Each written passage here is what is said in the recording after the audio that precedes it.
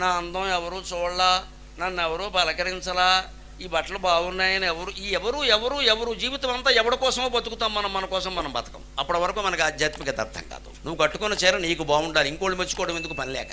అద్దం ముందు నిలబడి చూసుకో, వెళ్ళిపో అక్కడి నుంచి. మహా అయితే మీ ఆయన అడుగు, ఇంకెవరిని అబ్బే ఆయన తప్ప అందరినీ అడుగుతారు. ప్రథమ శత్రువు ఎవరంటే ముందు భార్య, తర్వాత భర్త. ఆయనకి ఈవిడ అష్టమ శని, ఈవిడికి ఆయన ఏలినాడు శని. ఆయనకి ఈవిడ చొక్కెదురు, ఈవిడికి ఆయన రాహుకాలం. ఇదే మన కాపురం. మొదటి శత్రువు ఎవరంటే భర్త, మొదటి శత్రువు ఎవరంటే భార్య. వారు తప్ప అందరూ నచ్చుతారు మనకి జీవితం. అంతా గొప్ప వాళ్ళ ఇంట్లో వాళ్ళు తప్ప. ఇంకా సుఖం ఎక్కడ ఉంటుందో, మళ్ళీ వచ్చి వీడితో కాపురం చేయక తప్పదు కదా, ఏడిపో ఉంటుంది. అదే అమ్మవారు అయితే ఎంత అందంగా ఉన్నా సరే ఎవరైనా నువ్వోడే బోడే శివుడు ఏడి అని అడుగుతుంది ఆవిడ. నువ్వేంటి మెచ్చుకున్నది, ఇక్కడ మా ఆయన పిలు అంటాడు. ఇంకోటి మెచ్చుకుంటే ఆవిడకి నచ్చదండి. ప్రతి స్త్రీ ప్రతి పురుషుడు అలాగే ఉండాలి. ఒక పురుషుడు సౌందర్యాన్ని వాళ్ళు ఆవిడ మెచ్చుకోవాలండి. పక్కింటి ఆవిడ మెచ్చుకోవడం ఏంటంటే దరిద్రం, తప్పది. దానికి సంతోషించకూడదు. నువ్వేకేమిటమ్మా అని అడగాల మొహం మీద. మగాడైనా అప్పుడు కాపురాలు నిలబడ